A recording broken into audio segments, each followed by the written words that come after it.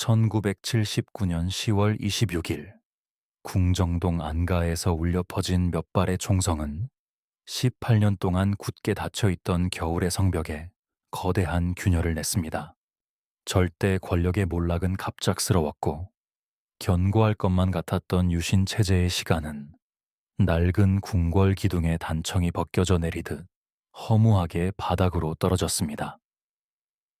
사람들은 오랫동안 얼어붙어 있던 한강 물 밑으로 마침내 따뜻한 봄이 흐르기 시작했다고 믿었습니다. 그러나 섣부른 희망을 비웃기라도 하듯 그해 겨울의 바람은 유독 매섭고 차가웠습니다. 2달이 차에 지나지 않은 12월 12일의 칠흑 같은 밤, 북악산 자락을 넘어온 육중한 전차의 캐터필러 소리가 광화문의 꽁꽁 언 땅을 무자비하게 지식이며 지나갔습니다. 짙은 어둠 속에서 군복을 입은 새로운 그림자들이 권력의 빈자리를 향해 소리 없이 그러나 맹렬하게 기어오르고 있었습니다. 권력의 찬탈자들은 총구의 방향을 밖이 아닌 안으로 돌렸고 서울의 밤 공기에는 매캐한 매연과 함께 서늘한 불안감이 섞여 들기 시작했습니다. 1980년 5월 15일 서울역 광장. 무려 10만 명에 달하는 청년과 시민들이 거대한 인파의 바다를 이루었습니다. 독재의 잔재를 청산하고 완전한 민주주의를 요구하는 수많은 목소리가 파도처럼 광장을 뒤덮었습니다. 10만 명의 인파가 뿜어내는 뜨거운 체온과 땀 냄새가 5월의 서늘한 저녁 공기를 덮였습니다. 어깨를 맞댄 사람들의 눈동자에는 두려움보다 내일을 향한 확신이 맺혀 있었습니다. 그러나 환희의 뒷면에는 군부의 짙은 그림자가 또아리를 틀고 있었습니다. 탱크가 도심 외곽으로 진입하고 있다. 공수부대가 효찬 군동장에서 출동 준비를 마쳤다는 흉흉한 소문이 유령처럼 군중 사이를 배회했습니다. 무장하지 않은 시민과 군대가 충돌한다면 거대한 피바람이 불 것이라는 공포가 광장을 덮쳤습니다. 군부에게 개입의 명분을 주어서는 안 된다는 고뇌 끝에 학생 지도부는 무거운 결단을 내리고 맙니다. 해산이 선포되었습니다. 광장을 빈틈없이 메웠던 10만 명의 발걸음이 무거운 침묵 속에서 썰물처럼 빠져나갔습니다. 훗날 서울역 회군이라 불리게 될 그날의 텅 빈 광장에는 짓밟혀 찢겨진 현수막과 바람에 흩날리는 전단지만이 쓸쓸하게 나뒹굴고 있었습니다. 서울역 앞을 비추던 가로등 불빛이 핏기 없이 꺼져갈 무렵 한반도 남쪽으로 수백 킬로미터 떨어진 빛고을 광주. 5월 16일의 늦은 밤, 광주의 시민들과 학생들은 서울의 철수 소식에도 불구하고 횃불을 들고 전남도청 앞 분수대 광장으로 하나둘 모여들었습니다.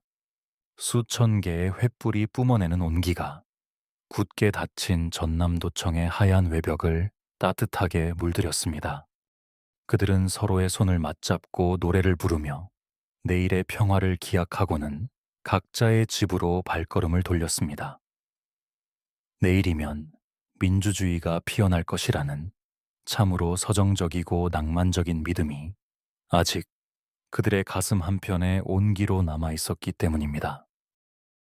하지만 같은 시각 서울의 어두운 밀실에서는 전혀 다른 피비린내 나는 시나리오가 완성되고 있었습니다. 1980년 5월 17일 밤 10시 신군부는 국무회의장을 무장병력으로 포위한 채 비상계엄 전국 확대 조치를 강압적으로 통과시켰습니다. 동시에 전국의 주요 정치인과 재야 인사들을 향한 무자비한 심야 검거가 시작되었습니다.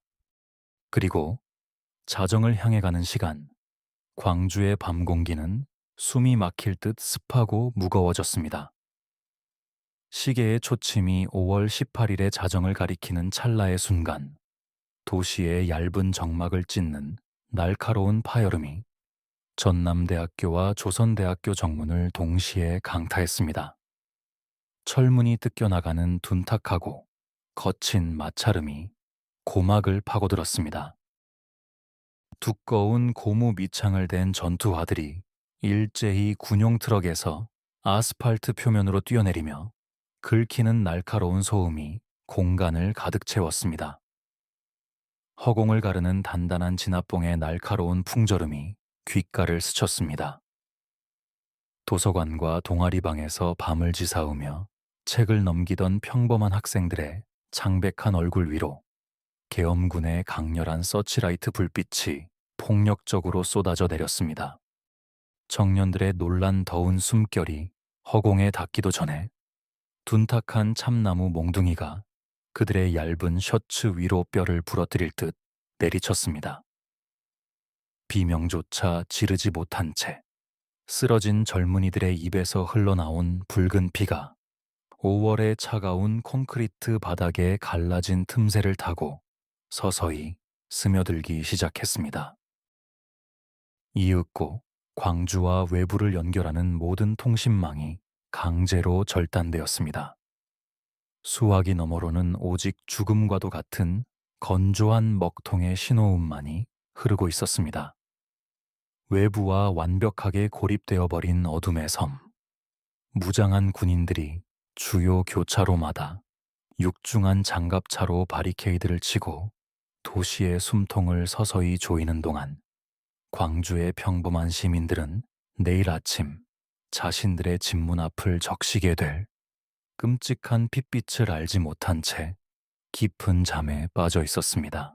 창틀을 거칠게 흔드는 밤바람만이 이 도시 위에 곧 쏟아질 거대한 폭풍을 조용히 암시하고 있었습니다. 차갑게 식어가는 1980년 5월 17일의 밤이 그렇게 비극의 입구로 들어서고 있었습니다.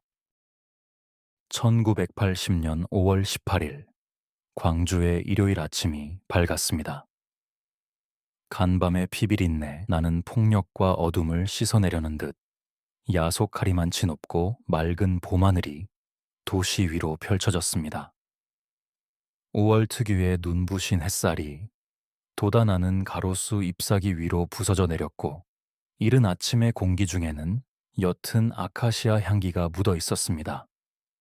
밤사이 외부로 통하는 모든 전화선이 예리하게 절단되고 톨게이트를 넘어가는 시외버스의 시동이 강제로 꺼진 사실을 미처 알지 못한 채 평범한 시민들은 교회로 향하거나 늦은 아침을 준비하며 평소와 다름없는 휴일을 맞이하고 있었습니다. 하지만 이 고요한 일상의 온기는 전남대학교 정문 앞에 당도하는 순간 거대한 얼음장처럼 차갑게 굳어버렸습니다. 오전 10시, 평소처럼 도서관에 가기 위해 혹은 간밤의 흉흉한 소문을 확인하기 위해 달려온 200여 명의 학생들이 전남대학교 정문 앞에 멈춰 섰습니다. 그들의 시야를 가로막은 것은 굳게 닫힌 낡은 철문이 아니었습니다. 소총 끝에 날카로운 대검을 꽂은 채 일렬로 도열한 제7 공수특전여단 소속 계엄군들의 서늘하고도 적대적인 안광이었습니다. 학생들은 비상계엄 해제를 요구하는 절박한 구호를 외치기 시작했습니다. 팽팽하게 당겨진 활시위 같은 대치가 오전 내내 이어졌습니다. 그러던 중 무장한 군대의 위협에 분노한 어느 젊은 학생의 손에서 떨어진 작은 돌멩이 하나가 허공을 가르고 군인의 방패 위로 둔탁하게 떨어졌습니다. 그 건조하고도 짧은 마찰음은 곧바로 지옥의 문을 여는 참혹한 신호탄이 되었습니다. 명령이 떨어지자마자 허리춤에 차고 있던 사과탄과 최루탄이 일제히 푸른 하늘을 향해 포물선을 그리며 날아올랐습니다. 매캐하고 독한 잿빛 가스가 하얀 연막을 뿜어내며 산소를 순식간에 집어삼켰습니다. 독가스가 목구멍을 찢을 듯 파고드는 찰나 얼룩무늬 군복을 입은 공수부대원들이 대열을 풀고 맹수처럼 학생들을 향해 맹렬히 돌진하기 시작했습니다. 허공을 가르는 호각 소리가 길게 이어지는 찰나 묵직한 군화 밑창이 거친 아스팔트를 박차고 허공으로 튀어올랐습니다. 공수부대원의 거대한 그림자가 뒤돌아 도망치려는 젊은 학생의 얇은 어깨 위로 짙게 드리워졌습니다. 단단한 참나무 진압봉이 섬뜩한 파공음을 내며 바람을 찢었습니다. 학생의 하얀 운동화 위로 차가운 공포가 먼저 쏟아져 내렸습니다. 몽둥이가 등허리를 강타하는 순간 뼈와 근육이 으스러지는 둔탁한 파열음이 광장의 얇은 정막을 완전히 박살냈습니다. 충격을 이기지 못한 학생의 무릎이 꺾이며 시멘트 바닥에 거칠게 쓸려나가고 마찰열에 살점이 찢겨나간 깊은 상처에서 붉은 피가 왈칵 쏟아집니다.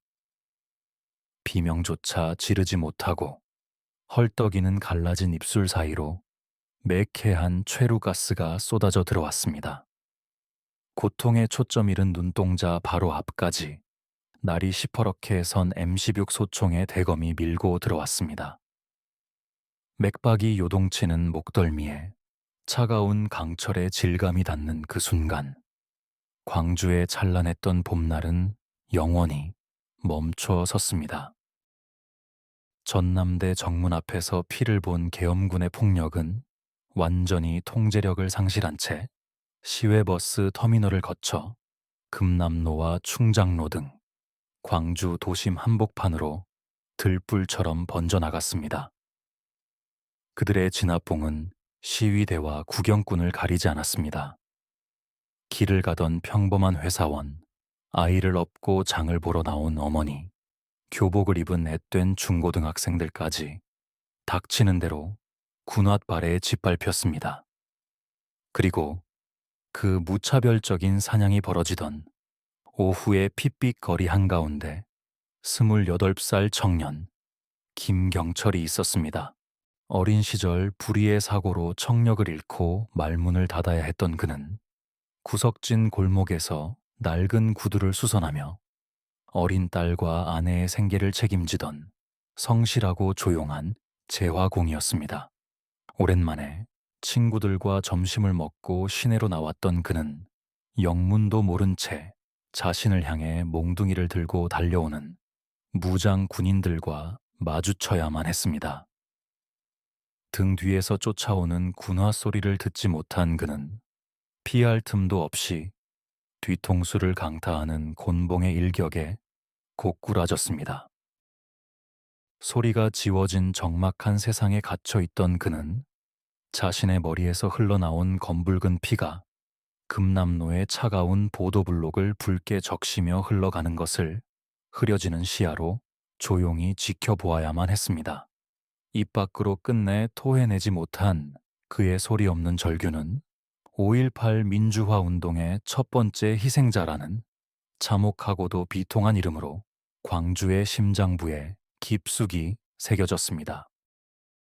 태양은 야속하게도 그날의 모든 참상을 낱낱이 비추고는 서서히 무등산 능선 너머로 붉은 핏빛을 흘리며 저물어 갔습니다.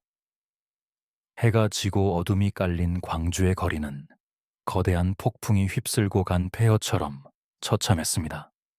곳곳에서 터진 최루탄의 독한 냄새가 비릿한 핏내와 섞여 밤 공기를 무겁게 내리눌렀고 군화에 짓밟혀 쓰러진 사람들의 낮은 신음만이 들려올 뿐이었습니다. 이유를 알 수 없는 국가의 폭력 앞에 피비린내 나는 첫 페이지가 강제로 넘겨진 그날 밤, 굳게 닫힌 광주 시민들의 대문 안쪽에서는 어제까지 평범했던 이웃들의 죽음을 목도한 차가운 공포가 서서히 아주 뜨겁고 맹렬한 분노의 불씨로 그 모습을 바꾸어 가고 있었습니다. 1980년 5월 19일의 새벽, 광주의 공기는 짙은 안개 속에서 유독 비릿하고 무거웠습니다. 간밤에 처참했던 비명과 타는 듯한 최루탄의 도끼가 채 가시지 않은 아침이었지만 도시는 기묘할 정도로 고요했습니다.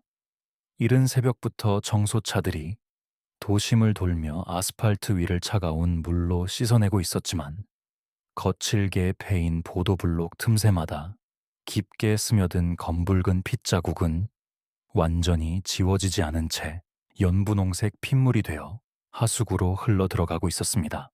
어제 벌어진 끔찍한 흔적을 애써 외면하려는 듯 시민들은 무거운 발걸음을 이끌고 각자의 일터로 향했습니다. 고립된 섬 안에서도 일상은 어떻게든 지속되어야 했기에 셔터를 올리는 상인들의 손끝은 미세하게 떨리고 있었고 출근길 시내버스에 오른 사람들의 퀭한 시선은 창밖의 풍경을 향한 채 깊은 침묵 속으로 가라앉아 있었습니다. 하지만 그 위태로운 일상의 환영은 오전이 채 지나기도 전에 무참히 박살나고 말았습니다. 시민들의 저항 의지를 초반에 완전히 뿌리 뽑겠다는 신군부의 오만한 결정에 따라 제11 공수특전여 단병력이 광주 시내로 새롭게 투입되었습니다. 전남도청 앞과 가톨릭 센터 주변 등 도심의 주요 거점은 구형 얼룩무늬 위장복을 입고 검은 베레모를 쓴 무장 군인들로 빈틈없이 채워졌습니다.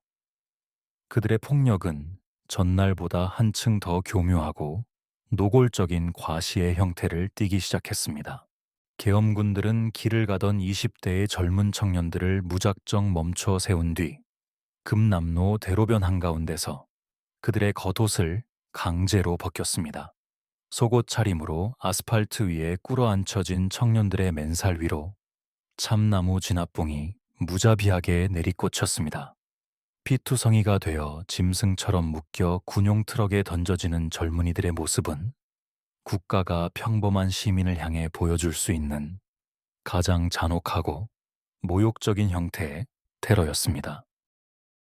그 끔찍한 광경을 가톨릭 센터 주변 건물과 버스 창문 너머로 지켜보던 광주 시민들의 가슴 속에는 처음에는 거대한 두려움이, 그리고 곧이어 숨을 쉴 수 없는 무거운 죄책감이 차가운 돌덩이처럼 얹히기 시작했습니다.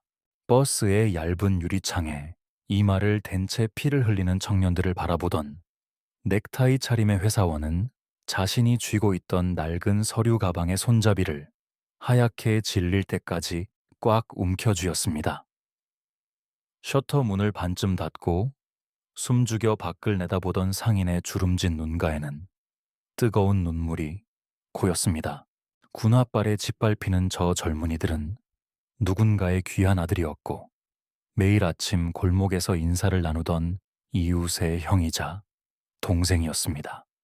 공포에 질려 숨어있는 대신 내 자식을, 내 이웃을 지켜내야 한다는 원초적인 연대감이 사람들의 얼어붙은 발목을 서서히 움직이게 만들고 있었습니다. 침묵이라는 이름의 견고한 댐에 마침내 거대한 균열이 가는 순간이었습니다. 금남로 한복판 공수부대원의 곤봉이 쓰러진 여학생의 어깨를 향해 다시 한번 잔인하게 치켜들어진 찰나 건물 모퉁이에 숨어 가쁜 숨을 몰아쉬던 한 중년 사내의 떨리는 시선이 바닥에 뒹구는 깨진 보도블럭 조각에 닿았습니다. 이성의 통제와 짙은 공포를 뚫고 나온 그의 거친 손이 흙먼지 묻은 파편을 단단히 움켜쥐었습니다. 분노로 요동치는 심장의 박동이 손목의 정맥을 타고 돌멩이로 고스란히 전달되었습니다. 꽉 쥔 주먹 안에서 축축한 식은땀이 배어나오고 사내의 어깨 근육이 활시위처럼 팽팽하게 당겨졌다가 맹렬하게 튕겨나갔습니다. 허공을 가른 회색빛 돌멩이가 거친 마찰음을 내며 날아가 계엄군의 투명한 플라스틱 방패 위를 박살낼 듯 강타했습니다. 쩍 하고 갈라지는 날카로운 파열음이 정적을 찢는 순간 사내는 생애 처음으로 국가의 폭력을 향해 억눌러 왔던 뜨거운 포효를 터뜨렸습니다. 그 단 하나의 돌멩이가 거대한 파도를 불러내기 시작했습니다. 골목에 숨어 있던 평범한 가장과 직장인들이 도로에 깔린 돌을 주워들고 뛰쳐나왔습니다. 높은 건물의 옥상 위로 올라간 시민들은 군인들의 머리 위를 향해 묵직한 화분과 환풍구 뚜껑을 비처럼 쏟아부었습니다. 깨진 화분의 붉은 흙 파편들이 최루탄 연기 사이로 산산이 부서져 내리며 아스팔트를 때렸습니다. 이제 시위대는 학생들만이 아니었습니다. 시장에서 채소를 팔던 아주머니, 철공소의 점원, 퇴근길의 은행원들이 어깨 곁을 맞대기 시작했습니다. 그들은 더 이상 구경꾼이기를 거부했습니다. 분노는 공포를 온전히 집어삼켰고 개개인의 얕은 숨결은 하나로 모여 군부의 바리케이드를 향해 돌진하는 거대한 태풍의 눈이 되었습니다. 5월 20일의 아침이 밝아오자 이 분노의 파도는 광주 시내 전체를 뒤덮었습니다. 교문이 굳게 닫힌 고등학교의 붉은 벽돌 담벼락을 넘어 앳된 얼굴에 검은 교복을 입은 어린 고등학생들이 쏟아져 나오기 시작했습니다. 피를 흘려서는 안 된다며 어른들이 애타게 말렸지만 아이들의 맑은 눈동자에는 어른들조차 부끄럽게 만드는 결연한 불꽃이 타오르고 있었습니다. 동시에 양동시장과 대인시장의 깊은 골목에서는 전혀 다른 형태의 따뜻하고도 숭고한 항쟁이 피어오르고 있었습니다. 거리에 총소리가 울리고 도망쳐도 모자랄 판에 시장의 어머니들은 쌀집에서 끌어모은 쌀을 거대한 가마솥에 들이붓고 장작불을 지폈습니다. 매캐한 최루가스가 골목까지 밀려와 코끝을 찌르는 와중에도 시장통에는 구수한 밥 짓는 냄새가 뭉게뭉게 피어올랐습니다. 고무대야 한가득 퍼담은 뜨거운 밥알 위로 굵은 소금과 참기름이 무심하게 뿌려졌습니다. 맨손으로 그 뜨거운 밥을 꾹꾹 뭉쳐 주먹밥을 빚어내는 어머니들의 거친 손등 위로는 쉴 새 없이 눈물이 떨어져 내렸습니다. 리어카의 주먹밥과 시원한 보리차를 가득 씻고 시위의 최전선으로 향하는 어머니들의 주름진 얼굴은 그 어떤 장군보다도 강인해 보였습니다. 최루탄 가루를 뒤집어 쓰고 목이 말라 헐떡이는 청년들의 새카만 손에 쥐어진 그 뭉툭하고 투박한 주먹밥의 온기는 광주라는 도시가 뿜어내는 생명의 박동 그 자체였습니다. 이제 광주는 신군부가 의도했던 고립되고 처참한 어둠의 섬이 아니었습니다. 무자비한 곤봉과 서늘한 대검 앞에서도 서로의 곁을 내어주며 손을 놓지 않는 세상에서 가장 거대하고 뜨거운 절대 공동체로 진화하고 있었습니다. 5월 20일의 붉은 태양이 금남로의 아스팔트를 어제보다 더 뜨겁게 달구며 서서히 저물어가고 있었습니다. 수백 대의 차량 전조등 불빛이 만들어낼 또 다른 기적을 아직 그 누구도 알지 못한 채 말입니다. 1980년 5월 20일 핏빛 노을도 모습을 감추고 있었습니다. 하루 종일 금남로와 충장로 일대에서 벌어졌던 시민과 계엄군의 치열한 공방전으로 인해 광주의 대기는 들이마시기조차 힘들 만큼 매캐한 최루가스와 타는 듯한 흙먼지로 가득 차 있었습니다. 예상을 뛰어넘는 거센 저항에 직면한 계엄군은 일단 전남도청 앞으로 일시 퇴각하여 거대한 장갑차와 군용 트럭을 방패 삼아 두꺼운 바리케이드를 구축했습니다. 하지만 그것은 물러섬이나 평화의 신호가 아니었습니다. 더 잔혹하고 압도적인 폭력을 준비하기 위해 어둠 속에서 몸을 웅크린 맹수의 서늘한 호흡과도 같았습니다. 해가 기울기 시작한 오후 5시 무렵 임동에 위치한 무등 경기장 앞 광장으로 약속이나 한 듯 노란색과 연두색의 택시 그리고 육중한 시내버스들이 하나둘 모여들기 시작했습니다. 200여 대가 넘는 거대한 차량 행렬이 뿜어내는 매연과 묵직한 엔진의 진동이 광장의 흙먼지를 밀어올리며 대기를 웅장하게 뒤흔들었습니다. 시동을 켜둔 채 차에서 내린 기사들은 굳게 다문 입술로 서로의 퀭한 눈동자를 마주 보았습니다. 누구도 긴 연설을 하지 않았지만 기름때 묻은 그들의 거칠고 투박한 손에는 이미 죽음조차 불사하겠다는 서늘하고도 묵직한 결의가 쥐어져 있었습니다. 우리가 가진 이 육중한 쇠덩어리들로 앞장서서 저 군부의 총칼을 밀어내고 내 자식들을 지켜내자는 무언의 약속이 매연을 타고 군중 사이로 빠르게 번져나갔습니다. 200여 대의 차량 전조등이 약속이라도 한 듯 일제히 켜졌습니다. 딸깍하는 둔탁한 플라스틱 스위치의 조작음과 함께 둥근 헤드라이트를 뚫고 쏟아져 나온 눈부신 황색 광선들이 최루탄 연기가 자욱한 차가운 밤 공기를 예리한 칼날처럼 찔렀습니다. 수백 줄기의 빛의 입자들이 금남로의 무거운 어둠을 단숨에 밀어내는 순간 땀방울이 맺힌 기사들의 거칠고 주름진 손바닥이 운전대 중앙의 경적을 부서져라 내리누릅니다. 앞뒤로 끝없이 늘어선 200대의 차량에서 동시에 터져나온 압도적인 경적 소리가 하나의 거대한 파도가 되어 광주의 밤하늘을 뒤흔들었습니다.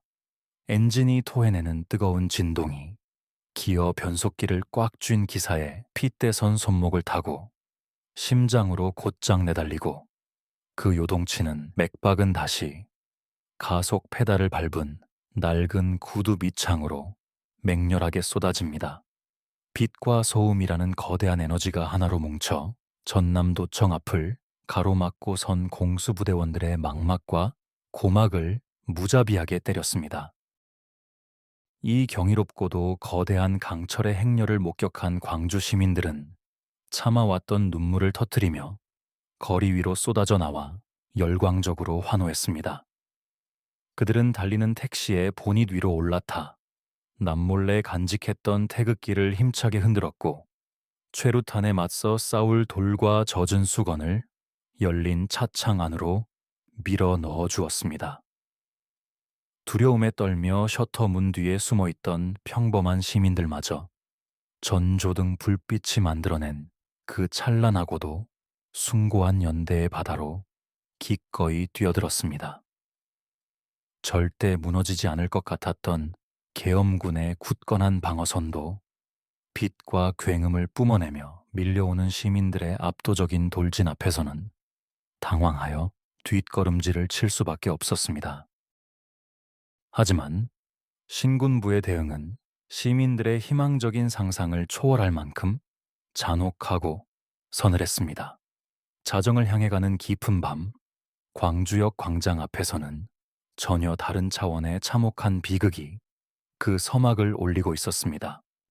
밤 11시 무렵 광주역 인근에 포진해 있던 제3공수여 단병력은 시위대의 차량과 군중이 몰려들자 극도의 적대감과 공포를 동시에 드러냈습니다. 짙은 어둠 속에서 팽팽한 대치가 이어지던 중 갑작스럽게 공기를 찢는 날카로운 파열음이 연속해서 울려 퍼졌습니다. 그것은 지금까지 시민들이 들어왔던 사과탄의 둔탁한 폭발음이나 진압봉이 부러지는 소리와는 완전히 다른 죽음을 직접적으로 부르는 서늘한 총성이었습니다. 계엄군의 소총 구경에서 뿜어져 나온 시뻘건 예광탄이 칠흑 같은 밤하늘을 가로질렀습니다. 실탄이 장전된 국가의 총구가 마침내 무방비 상태의 자국민들을 향해 불을 뿜은 것입니다. 어둠 속에서 총탄이 아스팔트에 튕겨 오르며 내는 주황색 불꽃이 여기저기서 피어올랐습니다. 뜨겁고 묵직한 납덩이가 사람들의 연한 살갗을 뚫고 들어가는 끔찍한 파공음이 정막을 찢었습니다. 가슴과 머리에 치명적인 총상을 입은 시민들은 비명을 지르며 차가운 광주역 광장 바닥으로 고꾸라졌습니다. 최초의 집단 발포로 기록될 이 참혹한 광주역 앞 총격으로 인해 여러 명의 무고한 시민이 그 자리에서 싸늘한 죽음으로 변했습니다. 진압봉과 최루탄으로 시작된 국가의 폭력이 마침내 학살을 자행하는 돌아올 수 없는 지옥의 강을 건너버린 순간이었습니다. 총성에 놀란 사람들은 혼비백산하여 어둠 속으로 몸을 숨겼고 주인을 잃은 택시와 버스들만이 덩그러니 남았습니다. 깨진 헤드라이트의 불빛이 피 묻은 바닥을 하염없이 비추고 있었습니다.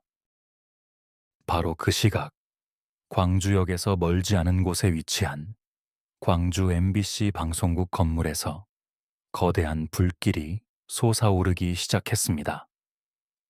군화발에 짓밟히고 피를 흘리며 죽어가는 시민들의 참상은 철저히 외면하며 군부의 검열에 굴복하여 광주 시민들을 폭도로 매도하는 보도만을 내보내던 언론을 향한 시민들의 분노가 마침내 거대한 화염이 되어 타오른 것입니다. 칠흑 같은 어둠 속에서 거대한 방송국 건물을 집어삼키는 붉은 화염은 광주 시내 어디에서나 뚜렷하게 보였습니다. 날이 밝으면 전남도청 앞에서 벌어질 한국 현대사에서 가장 끔찍하고 거대한 비극을 그 누구도 예상하지 못한 채 5월 20일의 밤은 그렇게 짐승처럼 깊어가고 있었습니다. 1980년 5월 21일의 아침, 달력에는 부처님 오신 날이라는 붉은 글씨가 선명하게 적혀 있었습니다. 자비와 평화가 온 세상의 가장 낮은 곳까지 스며들어야 할 숭고한 날이었지만 광주의 하늘은 야속하리 많지 눈이 시리도록 푸르고 맑았습니다. 초여름의 열기를 품은 5월의 뙤약볕이 넓은 아스팔트 위로 무겁게 쏟아져 내리고 있었습니다.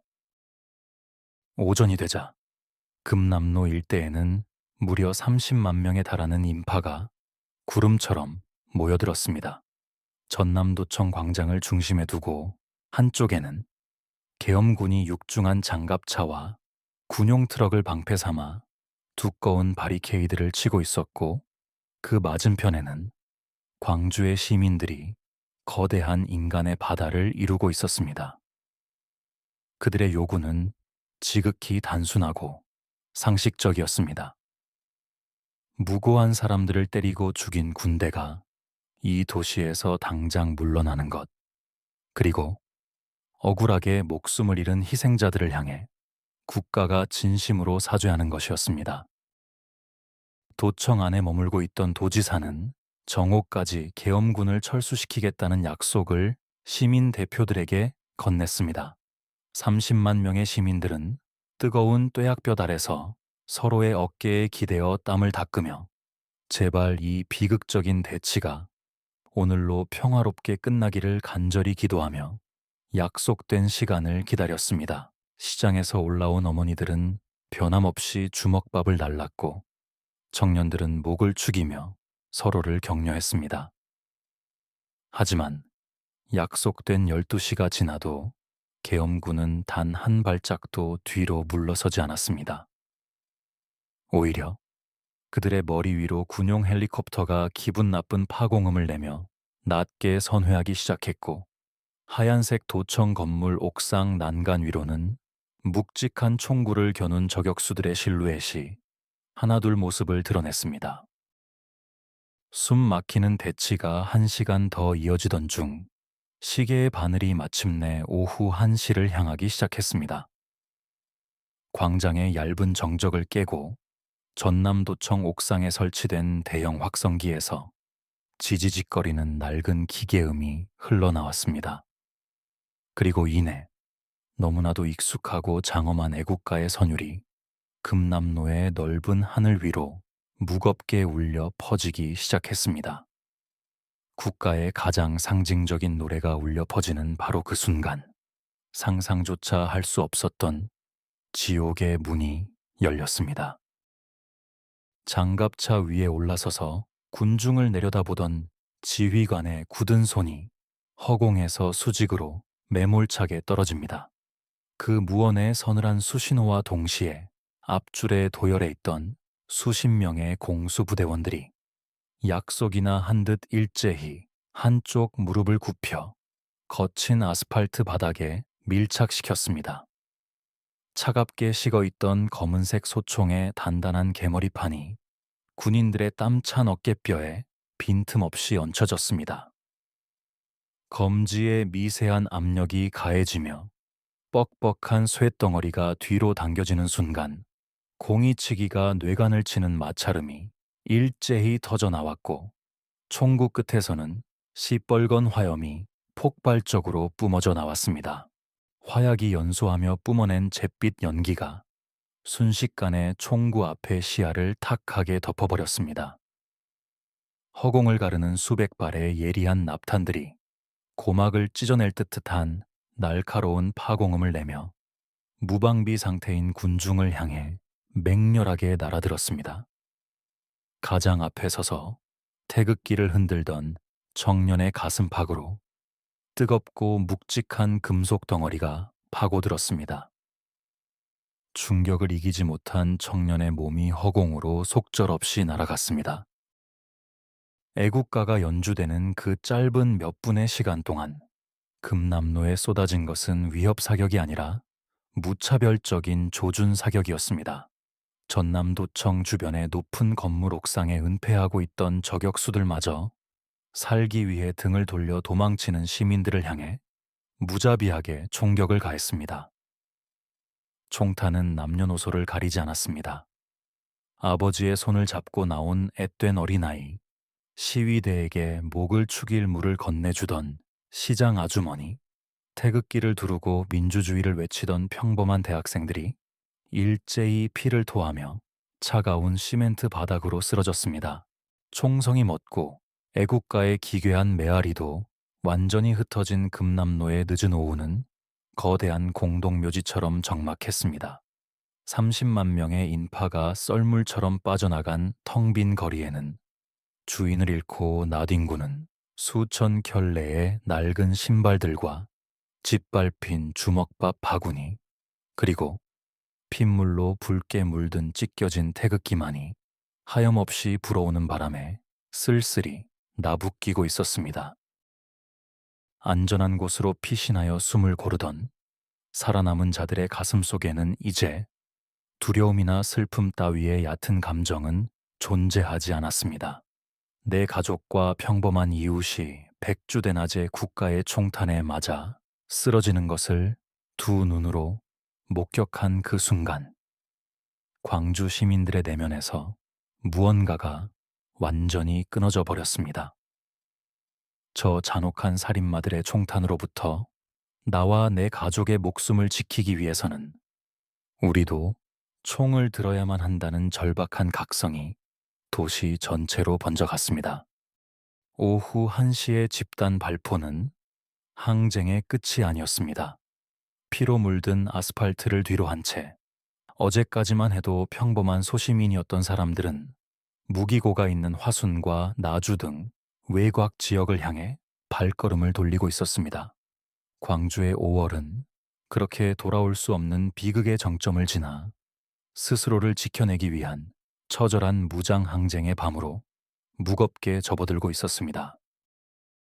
1980년 5월 20일 일 오후, 불과 몇 시간 전까지만 해도 손에 태극기를 꼭 쥔 채 평화로운 타협을 기다렸던 시민들의 눈빛에는 이제 깊은 비통함을 넘어 차가운 결기를 띠기 시작했습니다. 장엄하게 울려 퍼진 애국가와 그 선율 위로 쏟아진 무차별적인 조준 사격은 시민들의 오랜 믿음을 산산조각 냈습니다. 국가가 더 이상 자신들을 보호하는 든든한 울타리가 아니라 무자비하게 목숨을 앗아가는 거대한 사냥꾼님을 가장 끔찍한 방식으로 확인한 것입니다. 무자비한 총탄 앞에서는 꽉 쥔 맨주먹도, 허공을 가르는 돌도, 민주주의를 향한 뜨거운 가슴도 아무런 소용이 없다는 것을 뼈저리게 깨달은 사람들은 내 가족을 살리기 위해 기꺼이 스스로 맹수가 되기로 결단했습니다. 분노한 시민들의 움직임은 이미 그날 오전부터 시작되고 있었습니다. 오전 9시경 수많은 시민들이 도심 외곽에 위치한 광천동의 아시아 자동차 공장으로 몰려가 굳게 닫힌 철문을 부수고 진입했습니다. 그곳은 방위 산업의 심장부였습니다. 시민들은 도열해 있던 수십 대의 군용 트럭과 육중한 장갑차의 운전석에 올라타 거친 디젤 엔진에 굉음을 뿜어냈습니다. 그리고 마침내 오후 1시 금남로에서의 참혹한 집단 발포를 목격한 시민들은 오전에 확보해둔 이 강철의 야수들에 올라탔습니다. 짐칸에 몸을 실은 수천 명의 시민들은 스스로를 무장할 무기를 찾기 위해 뿔뿔이 흩어졌습니다. 장갑차와 군용 트럭 적재함에 올라탄 시민들은 화순, 나주, 함평 등 광주를 에워싼 인근 지역의 경찰 지서와 예비군 무기고를 향해 흙먼지를 일으키며 돌진했습니다. 그들의 얼굴에는 피와 눈물이 엉겨붙어 있었지만 죽음에 대한 두려움은 이미 증발한 지 오래였습니다.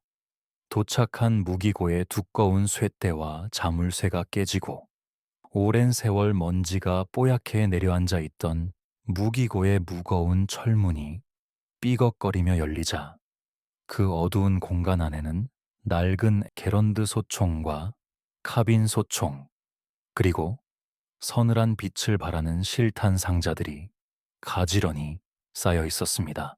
어제까지만 해도 대학 도서관에서 펜을 쥐고 양동시장에서 채소를 다듬고 공장에서 스패너를 돌리던 평범한 소시민들의 굳은 손에 생애 처음으로 사람의 목숨을 빼앗을 수도 있는 무겁고 차가운 진짜 무기가 쥐어지는 순간이었습니다. 무기를 확보한 시민들이 장갑차의 해치 위로 총구를 치켜든 채 광주 도심으로 다시 밀려들어오자 금남로 일대를 굳건하게 장악하고 있던 계엄군의 대열에 비로소 균열이 가기 시작했습니다. 무장한 시민들의 죽음을 각오한 거센 압박과 도시 전체가 뿜어내는 압도적인 분노에 직면한 군부는 결국 해가 붉게 기울어가던 오후 5시 30분경 전남도청 앞에 바리케이드를 풀고 전면적인 철수를 결정했습니다. 공수부대원들은 쫓기듯 군용 트럭에 올라타 도심을 빠져나갔고 시민들은 마침내 핏자국이 낭자한 전남도청의 광장을 온전히 탈환했습니다. 광주가 국가의 폭력으로부터 스스로를 완전히 해방시킨 참혹하고도 상처투성이인 승리였습니다. 하지만 계엄군의 철수는 결코 항복이나 평화를 의미하는 백기가 아니었습니다.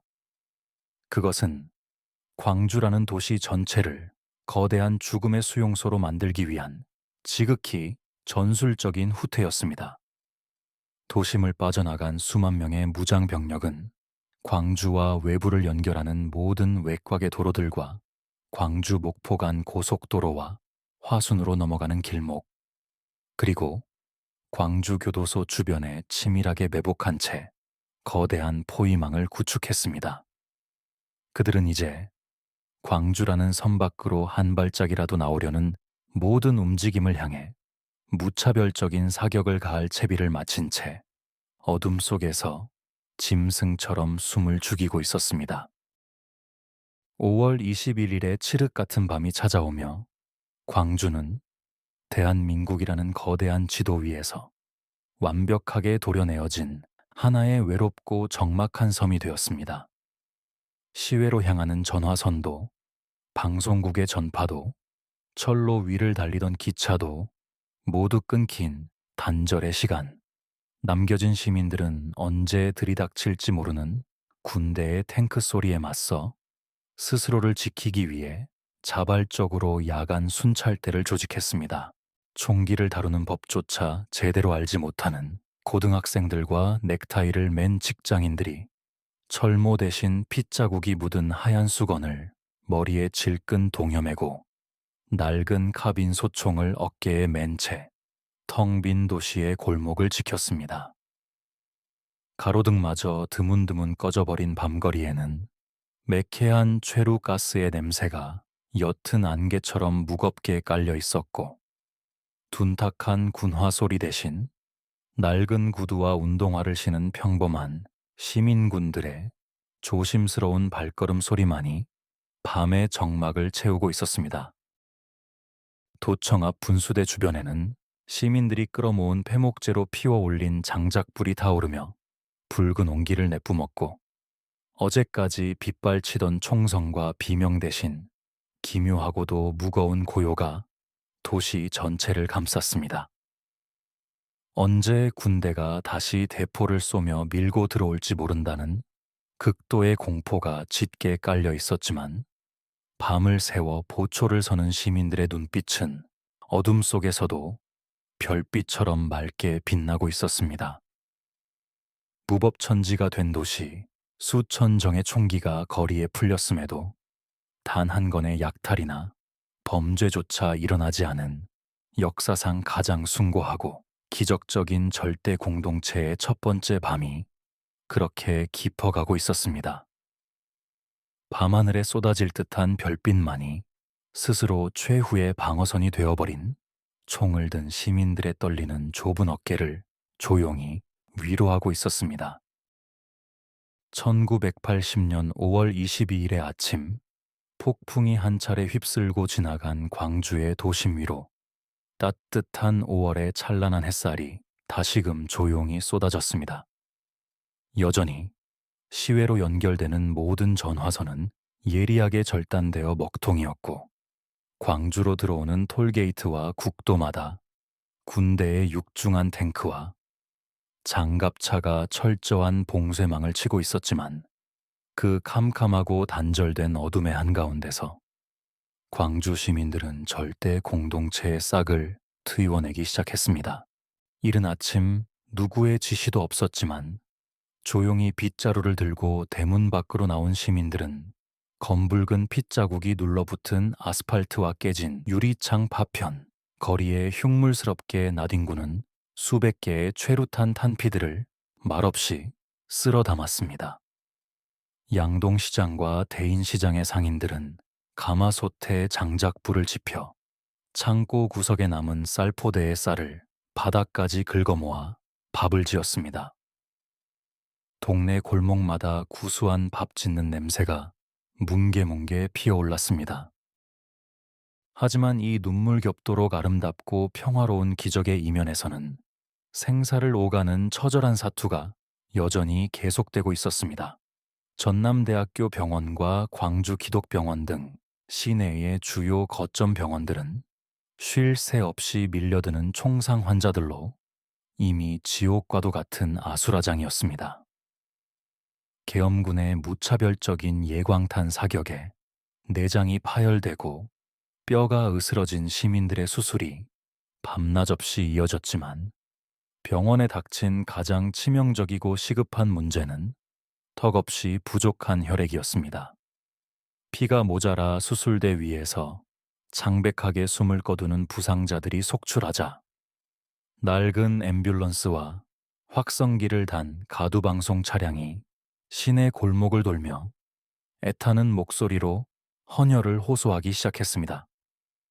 시민 여러분, 피가 부족합니다. 제발 우리 형제들을 살려주십시오. 그 애끓는 절박한 방송의 메아리가 골목골목에 울려 퍼지자 눈을 의심케 하는 기적 같은 일이 벌어졌습니다.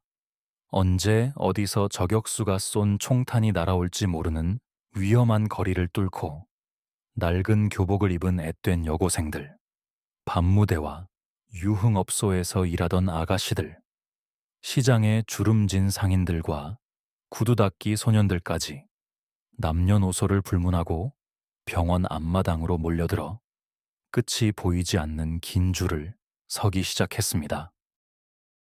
독한 소독약과 비릿한 피 냄새가 짙게 밴 병원 복도에서 사람들은 얇은 팔뚝을 걷어붙인 채 자신의 붉고 뜨거운 피를 기꺼이 모르는 이웃의 정맥을 향해 흘려보냈습니다. 이 거룩하고도 슬픈 생명 나눔의 행렬 속에는 춘태여상 3학년 박금희 학생도 있었습니다.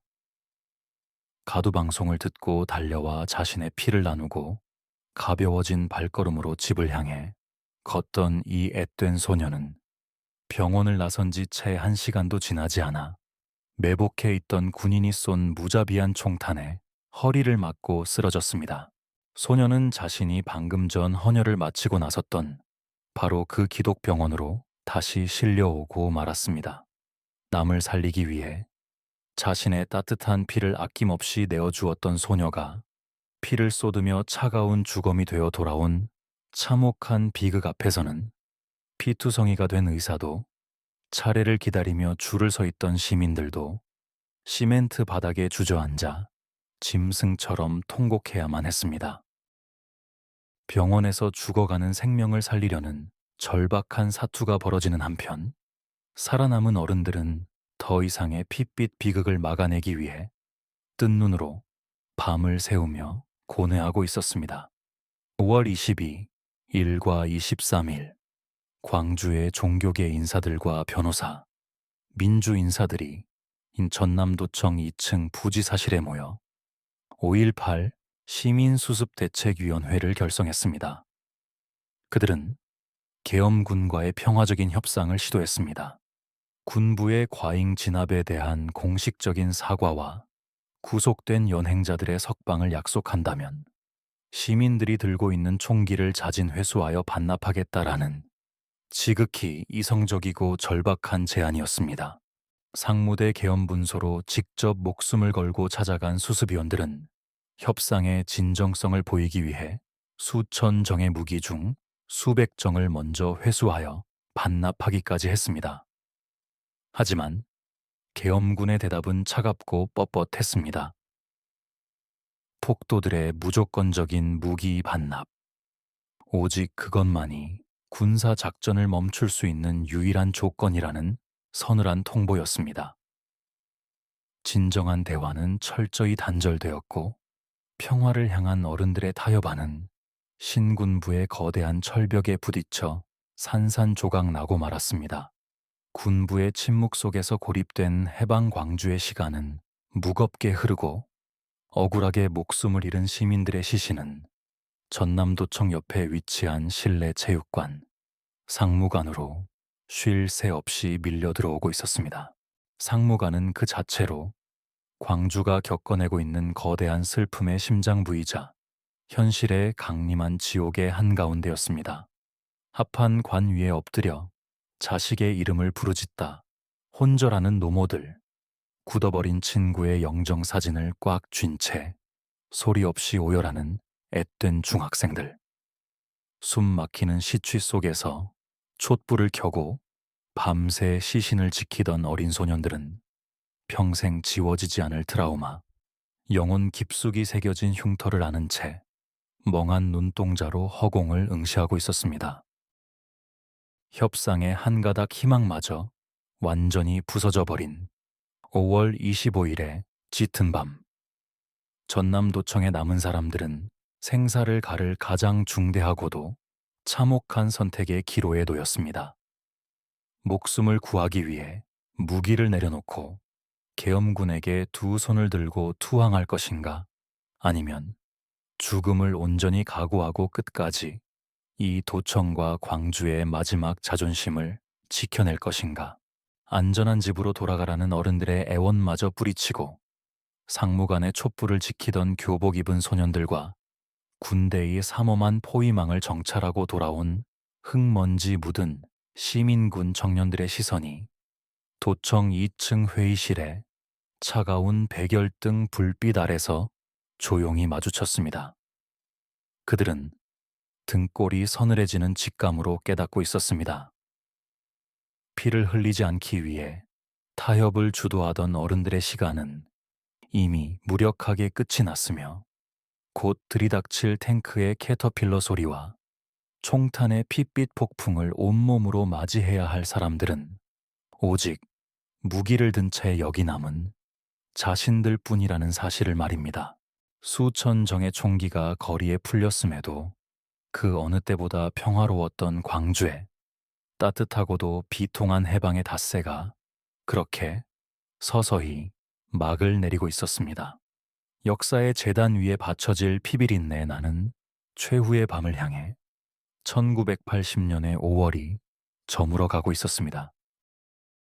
1980년 5월 26일, 계엄군이 도심을 비우고 전술적 철수를 단행한 지 닷새째 되던 날, 광주를 거대한 사냥터처럼 빈틈없이 포위하고 있던 신군부의 병력은 더 이상 기다릴 틈이 없다는 듯 도시의 숨통을 매섭게 조여오기 시작했습니다.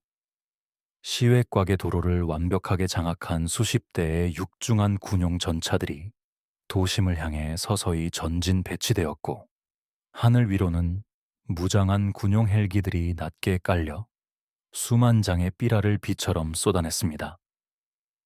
거리에 흩날리는 종이 위에는 죽음을 예고하는 최후 통첩이 적혀 있었습니다.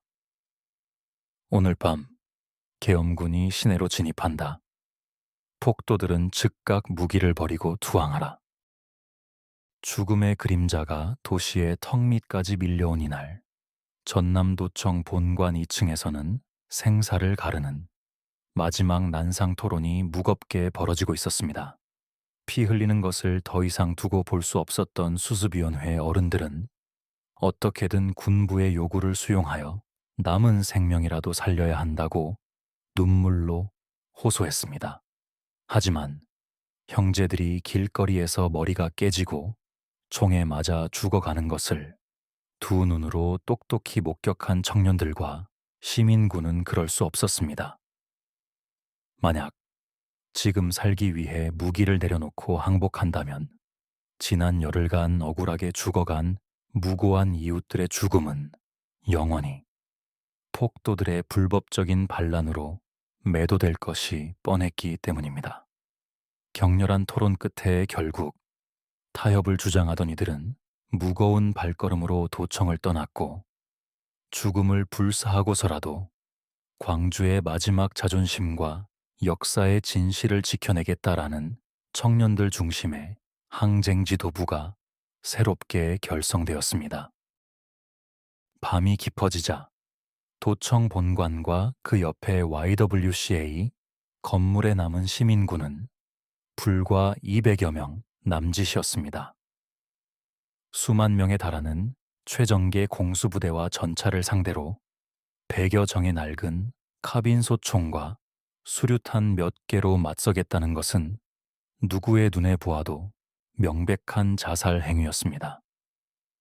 다가올 자정, 계엄군이 들이닥치면 이곳에 남은 사람들은 단 한 명도 살아남지 못할 것이라는 비극적인 결말을 모르는 이는 아무도 없었습니다. 밤 9시 짙은 어둠 속에서 항쟁 지도부의 청년들은 굳은 결단을 내립니다.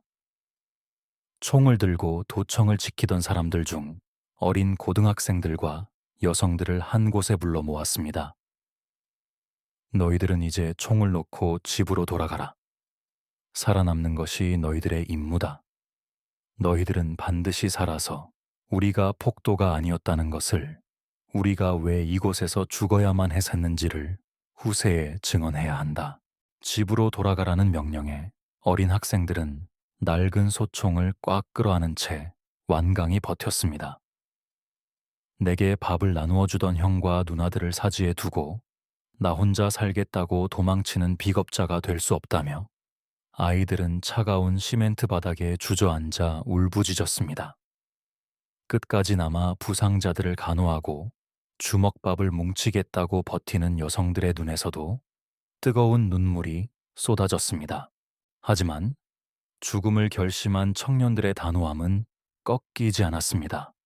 울며 버티는 아이들의 낡은 카빈 소총을 억지로 빼앗아 들고 그들의 등을 거칠게 떠밀어 캄캄한 도청 밖으로 내쫓았습니다. 굳게 닫히는 도청의 무거운 철문 사이로 살아서 역사의 증인이 되라는 청년들의 서늘하고도 슬픈 마지막 눈빛이 짙은 어둠 속으로 먹먹하게 스며들었습니다. 도청에 남은 사람들은 서로의 얼굴을 말없이 바라보며 각자 자신만의 방식으로 다가올 죽음을 묵묵히 준비하고 있었습니다. 어떤 이는 내일 아침 시신을 수습할 군인들이 자신의 신원을 확인할 수 있도록 주민등록증을 꺼내어 가슴 안주머니 깊숙이 찔러 넣었고, 어떤 이는 가족에게 남기는 짧은 유서를 빈 담배 껍질 뒷면에 꾹꾹 눌러 썼습니다. YWCA 건물 옥상과 도청의 각 창문마다 흙을 담은 모래주머니를 힘겹게 쌓아 올린 시민군들은 차가운 복도 바닥에 등을 나란히 기댄 채 생의 마지막이 될지도 모르는 담배에 불을 붙였습니다. 싸구려 담배가 타들어가는 매캐한 연기 속에서 그들은 서로의 어깨를 조용히 맞대며 턱끝까지 차오른 두려움을 애써 삼켰습니다. 불빛 하나 새어나가지 않도록 완벽하게 소등된 전남도청의 밤은 마치 거대한 무덤 속처럼 캄캄하고 숨막히게 적막했습니다. 도시 전체를 통째로 삼켜버린 듯한 그 무거운 고요함 속에서 멀리서부터 육중한 탱크의 캐터필러가 거친 아스팔트를 긁으며 다가오는 소리가 아주 미세하지만 끔찍한 진동이 되어 도청의 시멘트 바닥을 타고 전해져 오기 시작했습니다. 시계의 초침이 자정을 넘어 5월 27일의 새벽을 향해 무자비하게 전진하고 있었습니다.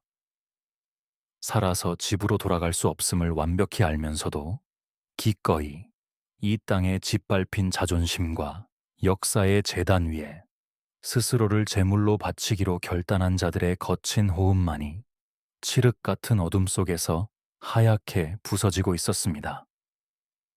마침내 모든 것을 끝장낼 최후의 붉은 새벽이 그렇게 무자비한 짐승의 발걸음으로 다가오고 있었습니다.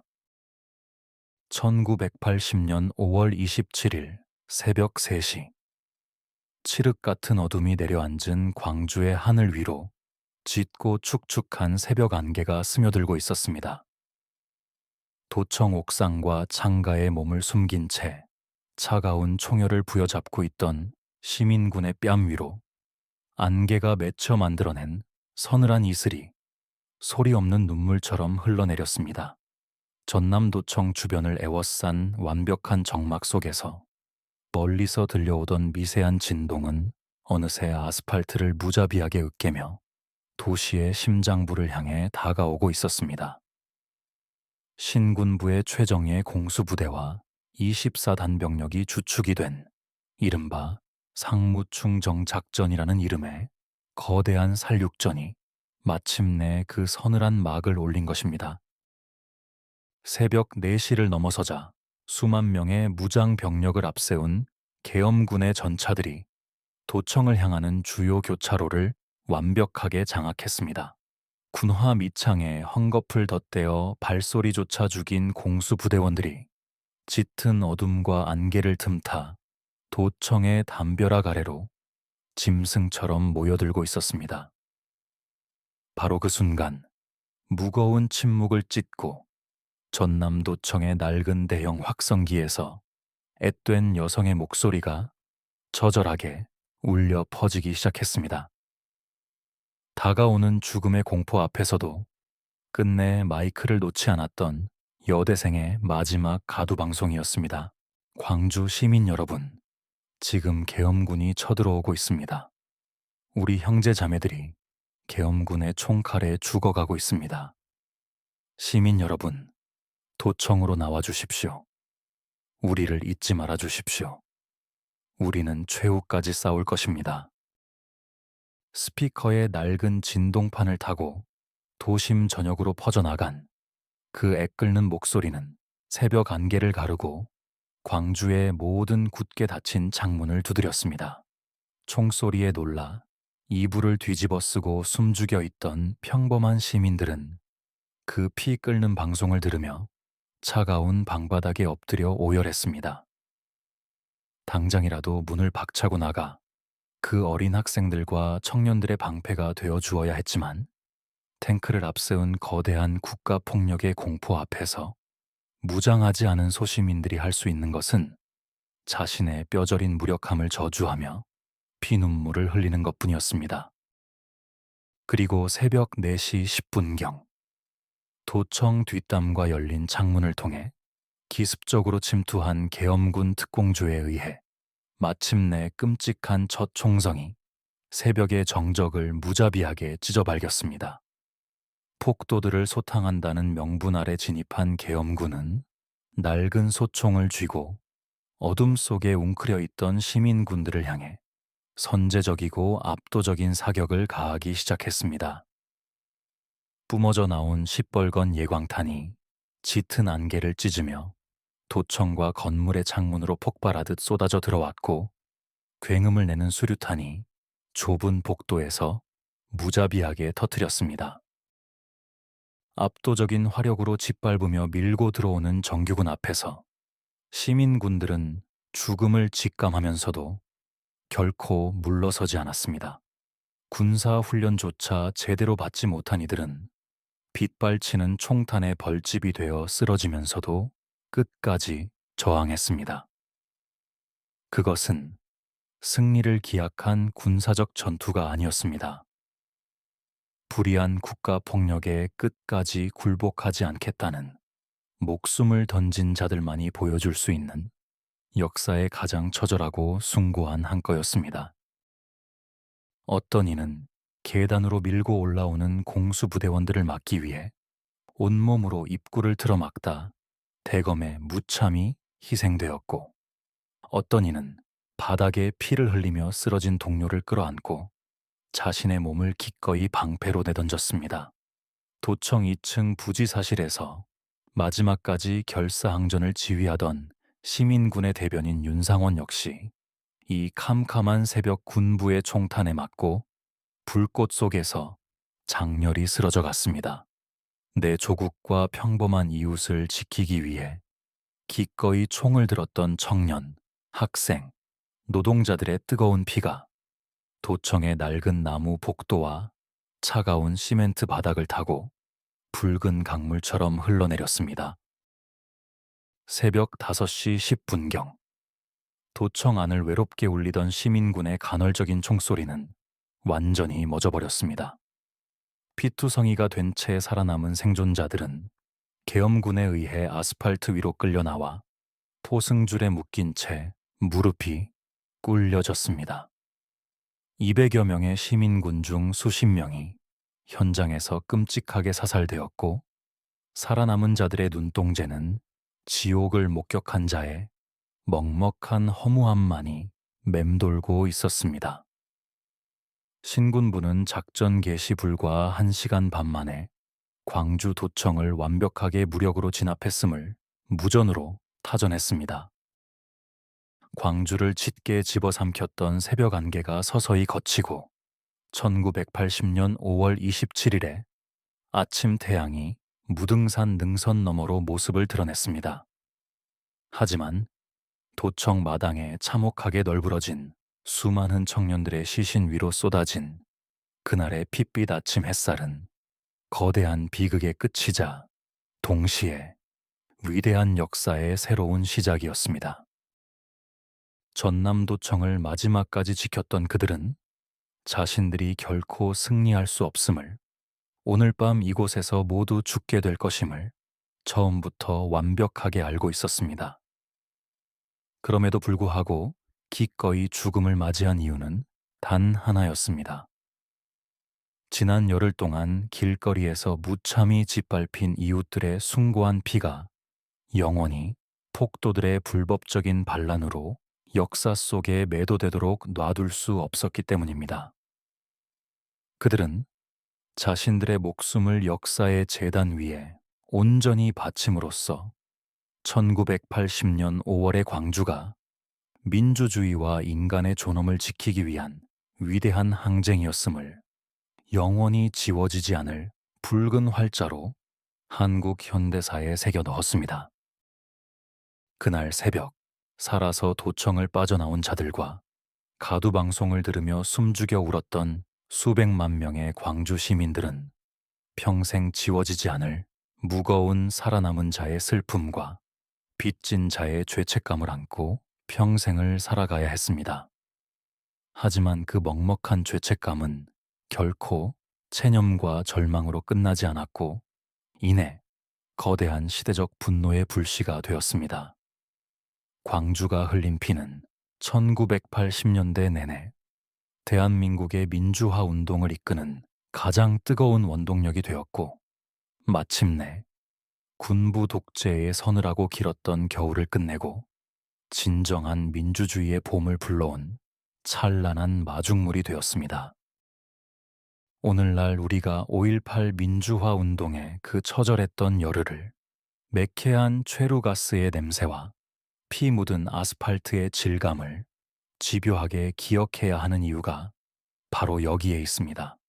우리가 지금 당연한 듯 누리고 있는 이 평범하고도 평화로운 일상의 공기 속에는 40여 년 전 그해 5월 사랑하는 가족과 이름 모를 이웃을 위해 기꺼이 총을 들고 도청의 차가운 바닥에서 산허해간 이름 없는 영웅들의 뜨거운 숨결과 붉은 피가 깊숙이 녹아 있기 때문입니다. 역사는 흘러간 과거의 건조한 기록이 아닙니다. 진실을 잊지 않고 기억하는 자들이 있는 한 1980년 광주의 5월은 결코 끝나지 않은 봄이 되어 우리들의 가슴 속에 영원히 붉고 눈부시게 피어날 것입니다.